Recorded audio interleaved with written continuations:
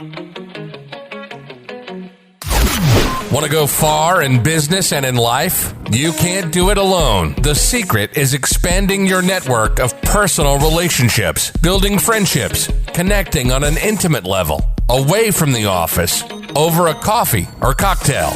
Welcome to All In with Nate Payo, the show that asks what happens when you go all in and leverage the power of your network of personal relationships. Hello. This is the All In podcast with Nate Payo. I am your host, Nate Payo. This episode is a solo episode that I made after I had left the gym the other day. And I wasn't quite sure if it was going to be a podcast or if it was going to be an Instagram video. Turned out it's a little bit longer than an Instagram video, so I'm sharing it here with you as a podcast. It's a little bit of a rant, a little bit of a take on kind of comparison of gym advice and how it translates to business motivation, goal setting advice, and my thoughts on doing big things versus small things.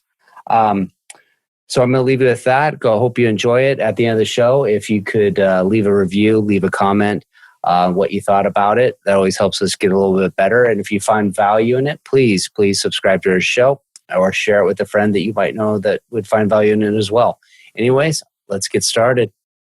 So this may be a podcast. It may be an Instagram video or something like that. We'll see how it goes. I got a little rant, maybe thoughts that I was thinking about.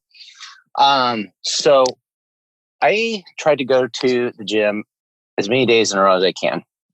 And the reason is kind of behind this idea of if you consistently put in like 80% effort, you're always going to have a little bit more in the tank to come back the next day. But when you go 100 or too fast out of the gate, you have a great workout. You're tired, you're exhausted, but then you end up, too tired the next day to go.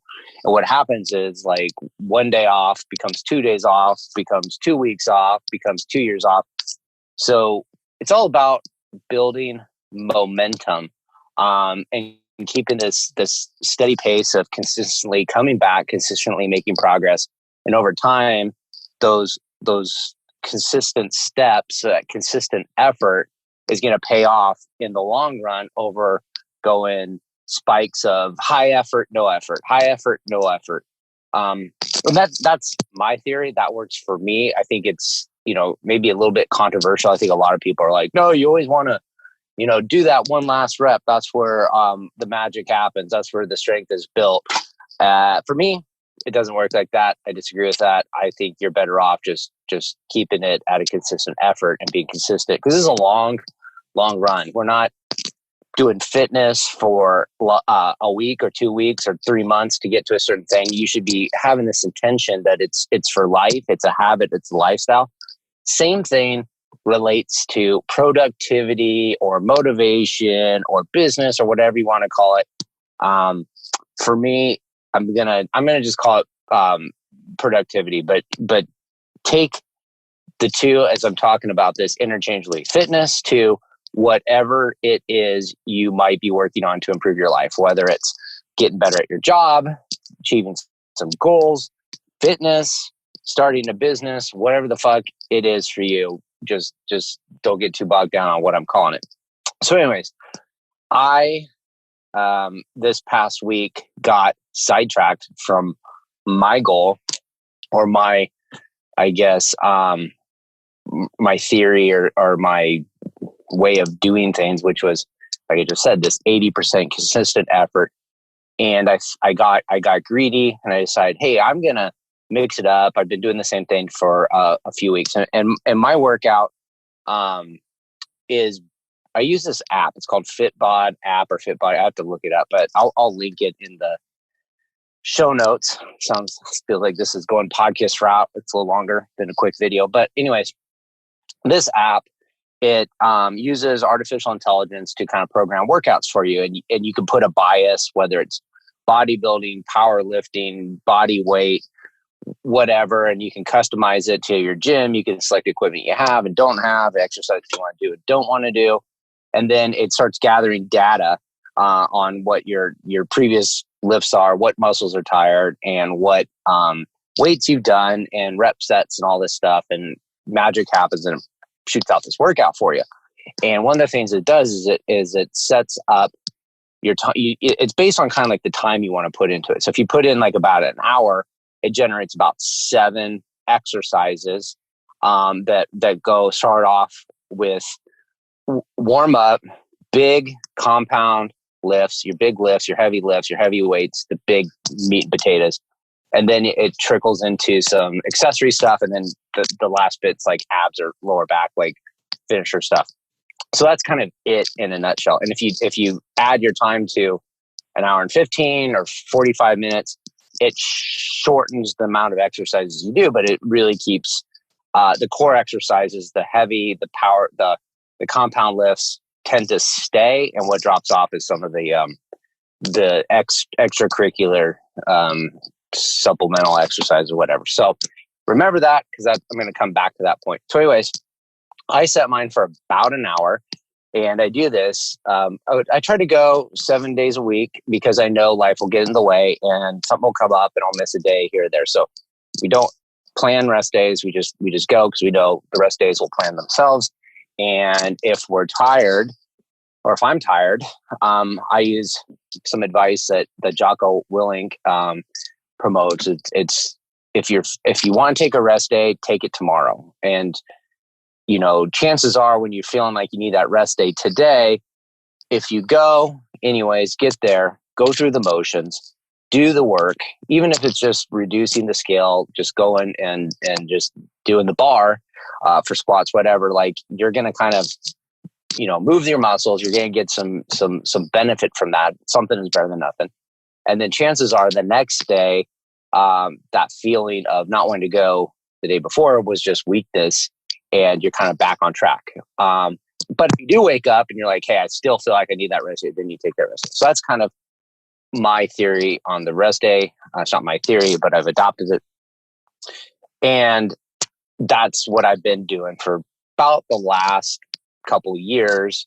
And I've been posting a lot more of it. So a lot of you guys have been seeing it more on social media the last few months, but really that's the gist of it. So this week I decided, like, hey, I've been kind of in this series of 7 to 8 exercises every day. I'm going to ramp it up and do a bit more. And my thought was like, hey, I'll just adapt. I'll adapt to the volume and it'll be my new baseline. Well, of course, it didn't quite go as planned. I had those days where I was like putting in a ton of effort. And what happened is then today's Friday, I went in and weights and effort that should have been relatively, easy. They've been challenging, but they're not approaching like max effort where, some days you got it, some days you don't. This was just kind of like, hey, I should have this every single day, no matter what. And it was tiring. It was exhausting. And I realized I was doing too much and I was not able to keep this sustained effort. And then it reminded me to kind of like rethink this thing. So when you're going and you make, when I'm talking about productivity, for me, it's like a list of tasks. Maybe for you, it's goals. Maybe it's a to-do list, whatever it might be, or it's your exercise program. And you have this list of like 20 things on it and you want to do it. You go and you try to get it and it's overwhelming. And you maybe the first day you get a bunch of stuff checked off the box and you add a bunch more to the list and it's this big list. And then over like a week or over some time, you can't keep up with that list. You start not getting things done that's on the list, things start slacking off, or you work on the stuff that's on the list that doesn't fucking matter. So for me, I like to have a running list of things that I need to get done, but then I have a sub list of, hey, what are the 5 things that if I got done today, they'd be really important. And that kind of goes back to your workouts. And of course, this is my theory, works for me, but I think it works for most people when you have this set. So for me, the big tasks are like going to the gym and doing your big lifts, the compound lifts with heavy weight, barbell, rep schemes, like say 3s to 5s to 8s. And it's going to be your back squat, your deadlift, the clean, or the press or bench press. Those 4 or 5 exercises are like the core bread and butter. That's going to build you the strength. That's going to give you power. That's going to give you everything you need. And it's going to trickle down. If you focus on those 5 things, it trickles down to the accessory stuff, your arms, your lower back, your neck, your other items. And so when you focus on those big things, they help with the small things. Even if you don't do the small things, you're going to get a benefit of it. Now, flip side, when you have this long list of things to do, a lot of it is shit that doesn't matter. Like, it's consuming information. Like, how do I do something? It's important, but you get maybe too caught up in watching Gary Vaynerchuk videos all day long, and you think, hey, I'm being productive because I'm doing these things or teaching me stuff. But in reality, you should have been working on a big compound lift or a big cast, which is go out and do. You want to be doing things. You want to be getting in front of people and doing the things that matter, that are going to move the ball forward, not just kind of, they're productivity things. You're busy, but you're not going anywhere. And that, for me, those small lifts are kind of that way. Like, if you just spend time doing accessory stuff, like, you might get big arms, but it's not going to translate to necessarily a big bench or a big back squat or a big back. But if you work on those big things, you're going to also get a benefit of bigger arms. So take this back and forth fitness to life. Work on the big things that matter, and the smaller things will kind of take care of themselves. You don't need to spend time figuring out, like, hey, I want to get my logo just right. Now, I was thinking of this, and this is a scenario I think is more likely to happen. So let's say you got a great idea, and you want to get your great idea in front of people, but you're holding back because you don't have a good logo.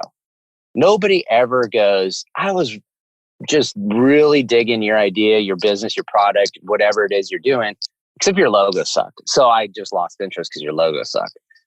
That rarely happens. Maybe if it's offensive or something like that. But if Flipside, if you have a fabulous idea and fabulous message, and you're getting that message out there in front of you, people are going to go, hey, this is good stuff. But yeah, the logo kind of sucks, but it really doesn't matter. I'm more interested in the value that's being presented to me, the meat and potatoes of whatever that is. And chances are, somewhere down the road, somebody's going to look and say, hey man, you got a great message. I could help you out. I could improve your logo for you and give you some ideas, and voila, you didn't have to put in that effort of searching to find somebody great, coming up with ideas that are on message. The things you need come to you, because you're attracting better things when you're focusing on the bigger picture. So that's my little rant on working on the big things and instead of the small things, and trying to keep that list down a bit narrower. That's really it. So hope you enjoyed the value in this. I'd love to hear what your comments are, what your take is on big lists, big tasks, or small focus, sustained effort. So anyways, drop a comment. Sounds like this one ran a bit longer than a quick video, so I'll probably try to use it as a podcast episode. So if you're listening to this on your podcast, please subscribe. That helps me out a lot. If you find somebody that that might find value in this, of course, love for you to share, tell them about it, give them a call, tell them in person, say, hey, I hear you like podcasts, man. Hey, check this one out. If you're seeing this on a video or a clip or something like that, then follow maybe the links. I'm sure there's a way that you can go from a video to a profile page to a link and end up at a podcast, and you can still subscribe to it. So that's all I got for you. Happy Friday. Get out there and keep doing it. Thanks.